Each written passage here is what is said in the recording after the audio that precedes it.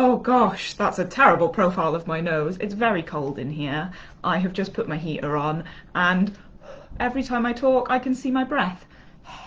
Anyway, how are we all doing today? I thought I would jump on today and do a pretty quick run through all about toiles.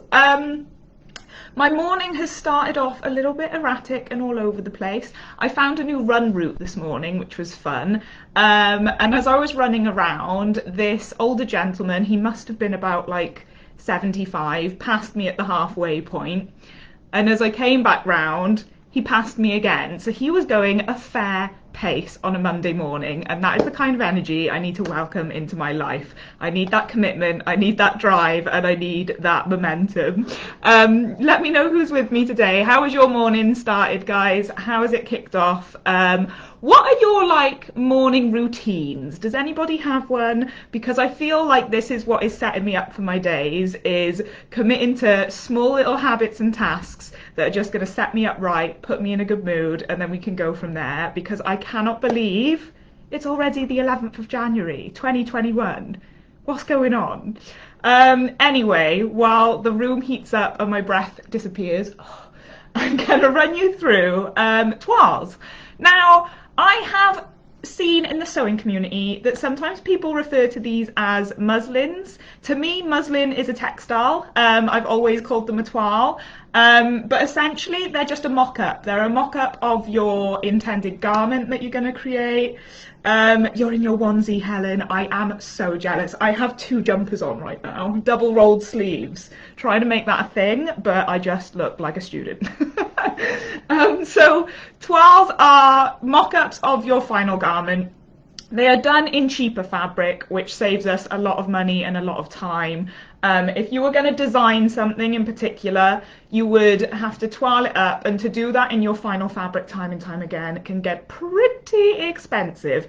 So what you want to do when you toile is pick a fabric that has similar properties to your final garment. So this is a woven, this is going to be a shirt. Heads up, this is a new digital pattern library design coming at you this year, so that's an exclusive. So this is done in a medium weight woven calico.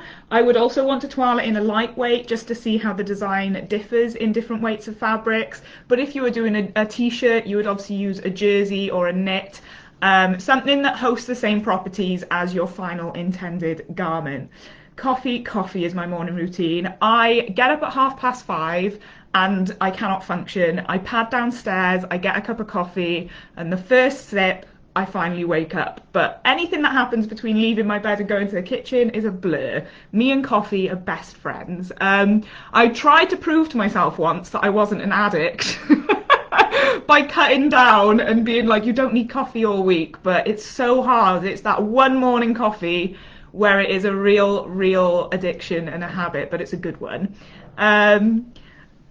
Exercise early is the best start to the day, definitely. Last week I struggled to, at the very minimum, I want to try and do yoga in my mornings, and last week I was in a little rut. I think it was time of the month, too much information, and I just really struggled to even roll out the yoga mat. But this week I went on a run. I got empowered by that 75-year-old bloke. This could be me being really rude. He could have been 82, he could have been 69, I don't know. He looked about 75 based off my lovely old man. And I just needed that energy in my life, and it was such a great start to the day. Absolute tangent, guys. Back to the toiles. So this, in terms of what I do as a job as a designer, I've got a big wholesale bolt of calico under the table, and 9 out of 10 times I'm going to be toiling up in calico. This is the exact same garment, but it is actually toiled up in all of my leftover scraps, so you can definitely do a toile in a more sustainable approach. And this fabric here, actually, let's pick it up. This blue fabric here is a 4-ounce denim, and I have a whole bolt of this as well, because when you toile up, this has become a wearable toile. I'd wear this, I'd wear it out, and then that again is a more sustainable approach. For me and for design, and when I work with clients, I send over a calico or jersey or muslin toile, because I find people can find it easier to kind of visualize the design areas and the design techniques when it's all plain and all one color. You can see here I've drawn on it, or can you see? Let me pick him up. My male mannequin doesn't have a name, guys. Ugh, could you see that I've drawn on that in pencil by here? I've drawn a little welt pocket by there. And so the purpose of toiling, as well as obviously testing your pattern, is testing your design. It's like doing a recipe or creating a new recipe without even tasting it. And this is why we toile, especially, I understand a lot of you might be sewists and have only used patterns from pattern companies. I would still encourage you to toile them, especially if there are techniques in there that you've never tried before. The other day I did a zipped welt pocket and I thought it was going to be so complex and so I toiled it. Turns out it was very, very simple. You just put a zip under the welt pocket. Pretty self-explanatory when I look back on it now, but it was definitely worth me toiling first, because then when I came to do my final garment, I obviously had that technique nailed, and you can still kind of refine your application and make sure that it's all nice and neat. And another reason, obviously, to toile is for fitting reasons, fitting amendments, seeing how it is on your body, where you can take it in. Sometimes I don't do the, ooh, he's wobbly. Sometimes I don't do the final construction methods, as in, say this was a French seam or a welt seam. I would just do an open seam when I toile. Number one, it speeds up the process. Number two, I'm very confident with my seam constructions. So you don't necessarily have to do everything or finish it all the time unless you were going to make a wearable toile, which again is a lot more sustainable. But it is a case of, I obviously wanted to add a pocket here, so it was great for me to see design details that I wanted to add. If you toiled up a pattern from an existing company, you might decide you didn't want the pocket there, and then you could eliminate that from the pattern and make informed choices moving forwards. Oh, thank you for saying you love it with the different fabrics. That's really sweet. It's definitely a little patchwork number, isn't it? Morris the mannequin. My partner's great uncle is called Morris, so maybe he'd be flattered if I named my mannequin after him. But I already have a Morris in my life, I'm afraid. But yeah, I mean, who here toiles? If you do toile, why do you toile? What are your reasons behind it? For me, it is a lot to do with the design element. If I do design my own clothes, which I do, I always have to toile it up and test the pattern and see that the whole process is piecing together nicely. For me, in the long run, it certainly saves me money. I couldn't imagine cutting this up in silk, getting it wrong, and having to cut again in silk. That would be a very costly mistake.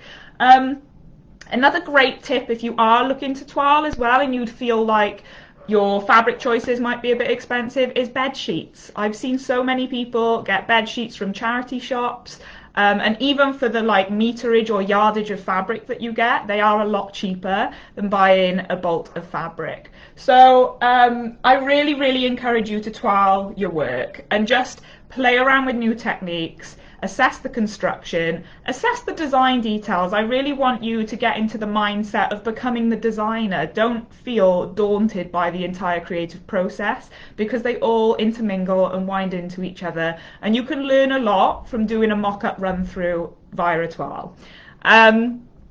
Quick and easy today, guys. I thought I'd breeze through it, but if you have any questions at all, hit me up in the comments. Thank you so much for joining me on my Monday morning. I hope that your week goes very, very well. I'll catch you in the fashion studio anyway. I hope that this room warms up.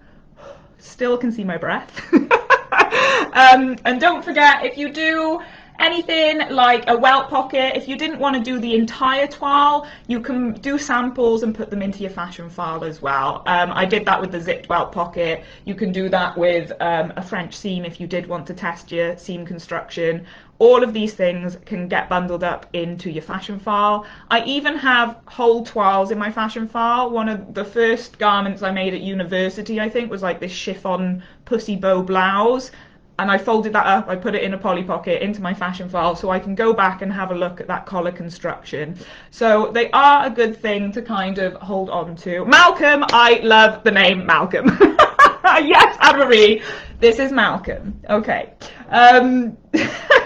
I absolutely love that name. Nice one. I love that you all name my little squad behind me. They're all coming together nicely. I got a good little team.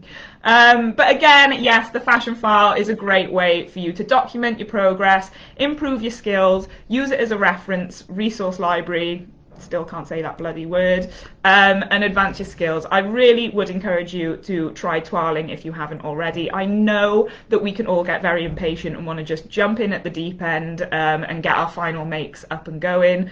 But again, just to reiterate, for design reasons, for fitting reasons, and for techniques, it is worth toiling your work. I'm going to catch you on the flip side, guys. I wish you a very lovely week ahead, and thank you so much for joining me this morning. Peace out. Bye.